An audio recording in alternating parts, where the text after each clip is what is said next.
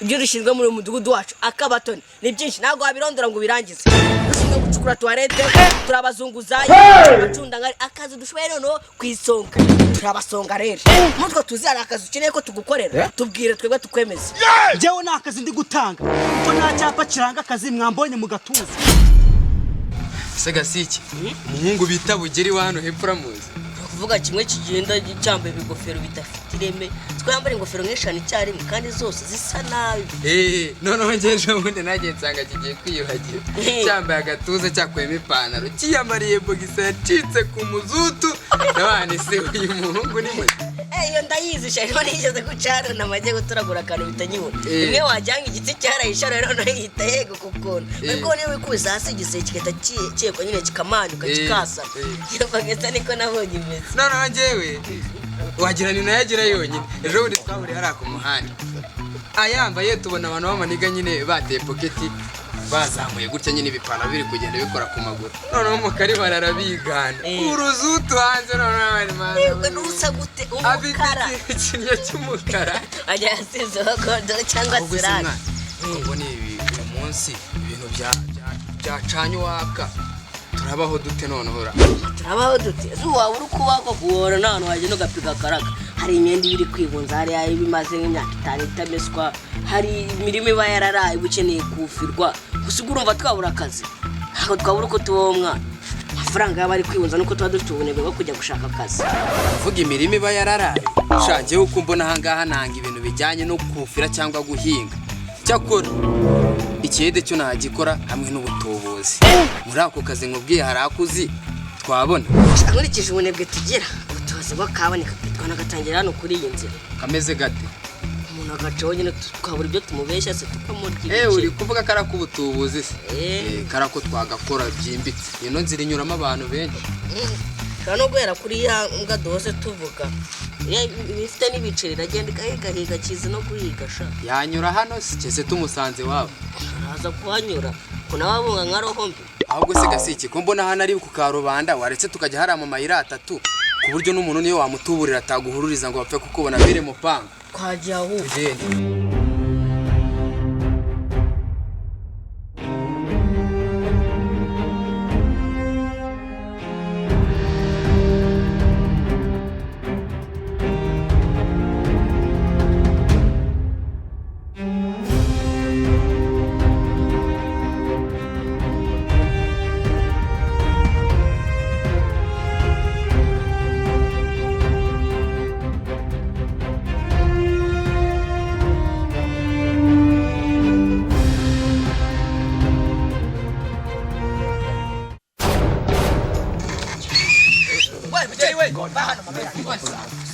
Ziteze wakino. Meze bite. Ako babona Amakuru ni meza. None se mwana, ko mbona uri guhisha agafuka inyuma uvuye kugura ibiki? Mbaza ibindi ibyo mvuye guhaha nibibareba. Ibiture bigira amaso se. Gicoco. Ese undi wabitubwiye ko nawe uteganya kubikwaka, nta n'umuteganya kubigusaba. Bitubwiye byaho utwara iki kuri igihwi nini. Undi se yarazi ko ari nduri bimusabe. Umura nabyo tugusaba. Ahubwo twereka ibyo uvuye kugura tumenye ngo ni ibiki. Ahubwo wagira ngo muri abanyamakuru. Ubundi muri bande bo kumbaza ibyo mvuye guhaha. Mushinzwe iki muri uyu mudugudu? Ibyo rishinzwe muri umudugudu wacu akabatoni ni byinshi ntabwo wabirondora ngo birangize. Dushinzwe gucukura toilette, turabazunguzayi, turabacunda ngari akazi dushoboye noneho kwisonga. Turabasonga rero. Mutwe tuzi ari akazi ukeneye ko tugukorera. Tubwire twebwe tukwemeze. Jewe nakazi ndi gutanga. Kuko nta cyapa kiranga akazi mwambonye mu gatuza. Ubundi watweretse tukareba ibintu uvuye guhaha. Uragira umuntu akwinginga. Ndabereka ibiki. Ariko yazajya tumufata no mu nyosha. Nyira mwitondere kambabwira ibyari byo. Urabitwereka ntubitwereke. Je mvuye guhaha. Inyama. Singize dore nta nubwo muri kubona ari nyumvira kama nayo ndakasubisha uvaga inyama ariko umuntu yakuzana yindani. Ese inyama mari. Inyama Zikarya inyama. Mvuye guhaha. Ni inyama choma. Bose nimukira ngo nanga kubahisha ibintu bibi. Mwakanyama mvuye guhaha. None se waje guhakavuga nibyo bituma nima kirumva babaye mu boss naheze kwanyira marize umunsi ngo arya ngo kimwindi ziritse abana muri karitsa kigiye barancanze uruko umuntu agiye kugura inyama abayumva yabaye mukire kamanuka yabyimbye uriya ngo ni bugeri buriya kari kayo ese nkawe nk'umuntu muzima koko akaba uragenda ukakagura akagashyira mu mufuka buri urebye ibintu byose biriya bintu byose yari yapuritse biriya ni ibyo gushyira hejuru y'inyama koko ese ubundi gasi iki bintu yari yafurikanse hejuru nawe wari wabibonye imineke yakabaragara ibitoki ese ubundi reka nkubaze ugiye guteka agatogo y'imineke n'ibitoki n'akanyama ibyo ntabwo bibareba ahubwo nimumbiswe nigendere zitanamboreraho nazihashye nzibabaye reka ngende nziteke nzirya n'indahange itanavamo we abagabo b'iki gihe basigaye barabaye ibigwinini uratwite ibyo ntabwo bibareba ariko aratumuka ugenda turabamenyeresha utazanamenyera genda warubwaho ukibona abantu iyo wiruka inyama wamaze ntabwo nziheruka tukavizire paka kaziteke zishye tuzigapotore tuzirye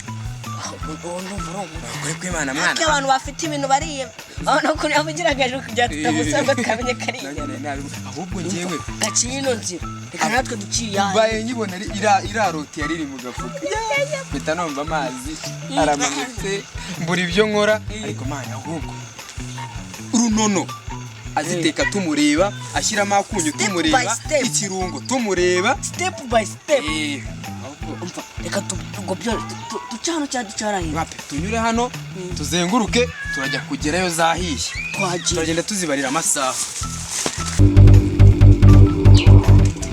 umunsi ngomba kurya inyama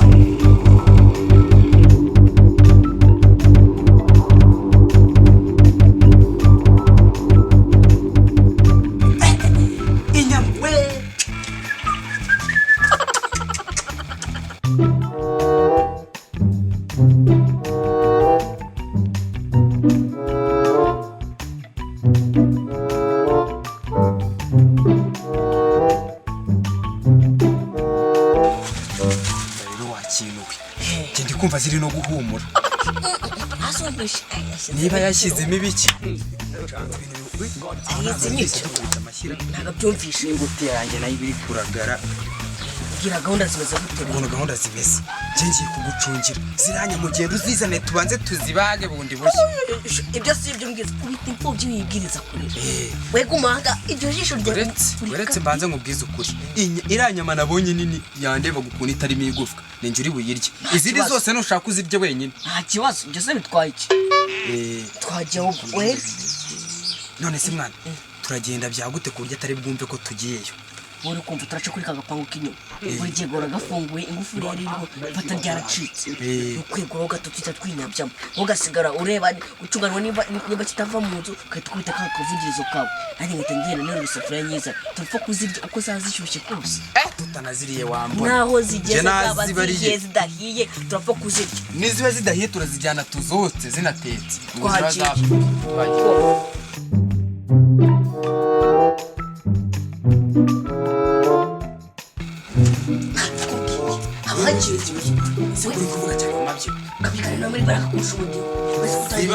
ziba ziranya mutumye tutazirya nahita nguhanyo kingaho neza naho udakubita dore ubyo buryo uzivuye kikawurya urasigara aho ngaho ndabona agasafuriya karera konyine nta muntu uhari agikubita urugi ndabizi ko ufite amatwi abanguriye nk'ay'imbwa uhita undabura uko gahunda zifasha sigara aho ngaho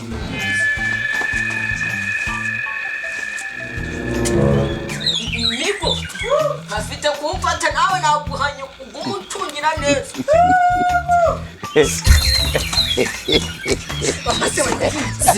wagicucuye kuje nabyo uzanye bimeze bite ndahiye ariko unese ibyo bitoki byawe wagiye ubiteruza uzi ko utari bushye shaka ibintu uteruza kabishaka kira vuba vuba shitagura ibyo byose ni ibintu mwana kandi urongera kugaruka utabizi ngenda yita nkukandagira gira vuba vuba nawe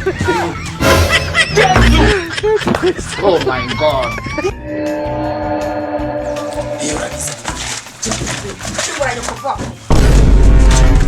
Majina na Yesu ndebere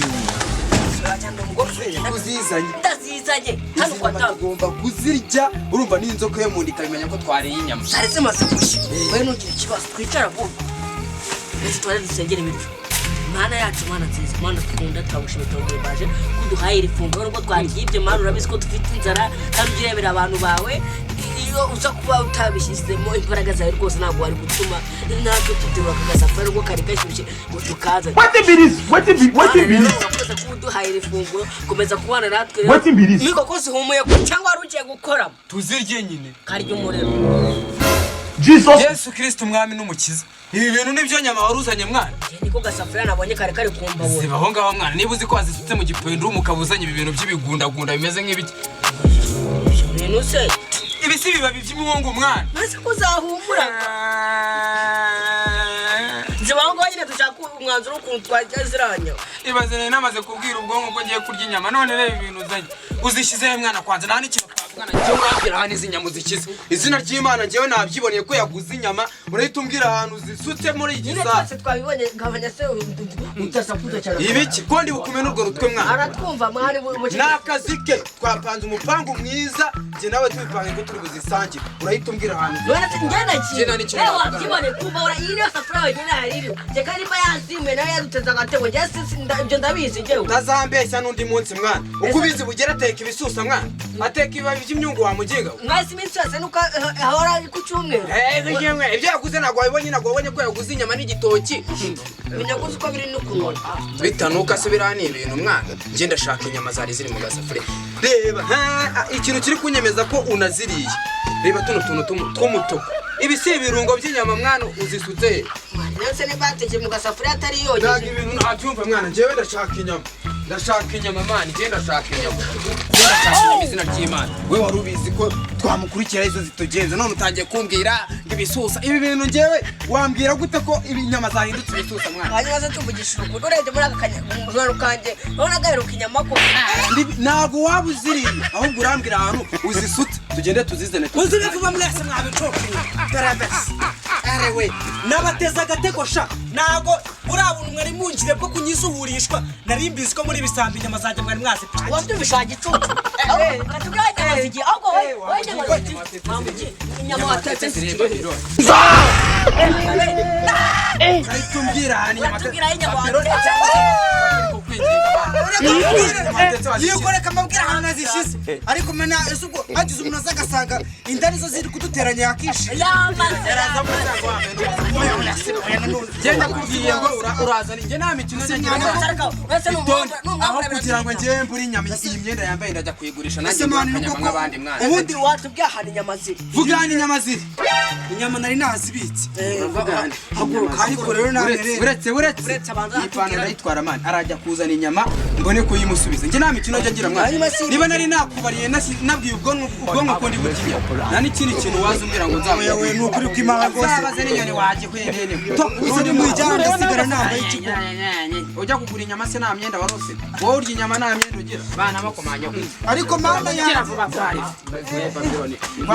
izi nkweto nureba nabi gira vuba wowe mba ndi gukina mwana gira vuba n'iyi ngiyi ya kabiri nayo ndayitwara wamugenga ugondeka gute nambara ipantaro imwe njyewe ubundi kwanza igorata gute wambara ipantaro imwe kuva kuwa mbere kujya ku cyumweru we yambara amapantaro atatu nuko warebye nabi rero no mu imbere harimo ikintu nacyo tugikuremo n'iyi ngiyi ndayijyana ariko se n'inyoni we babironi kuramo mwana cyangwa umuntu abanza na nitonda ariko rero ndabanza kurema aya mapantaro yose arayakuramo mwana njye simba ndi gukina ntabwo nawe nabwiye ubwonko ko ngiye kurya cyazira nyama zizane tuzitwaye musubize ibigunda umuntu azajya arihahira ibintu nimurangiza muze kubijyana murumva bizaba gira vuba shaje ugabanya imeta abakiro kare fuka ntabwo ndi gukina nawe twakubwiye ngo ugende ubuntu bapfukase barekana ko ubundi si inkoni wari uyijyanye iyo nkoni nari nyifite inkoni gutyo wari uyijyanye naho zana hano n'undi munsi bwari n'umupira uvanemo gira vuba uragenda uzane zira gira vuba mwana nagomba ndi gukina gasi ikifatiye ngiyi mbese mwakubariye toka we Babyloni kama nayo fatiye ingofero zana hano we fata amasafu wa genda uzane inyama n'amasafuriya turayajyana nanjye akanzajya ngateka amagara ese mwambabariye genda uzane izo nyama waguze tuguhereza amase yayo izi nkweto zo nitwabona uko tuzigabana turazigurisha paso si ubu bumwe niba duhamo bitatu ndaguha igihumbi ese buriya utwizeye ko agiye aragaruka we natagaruka tubigurisha ese uri kumwinginga mani ugana gumana inyama ziwe we gumana inyama zawe nta kibazo mani turabigurisha karifi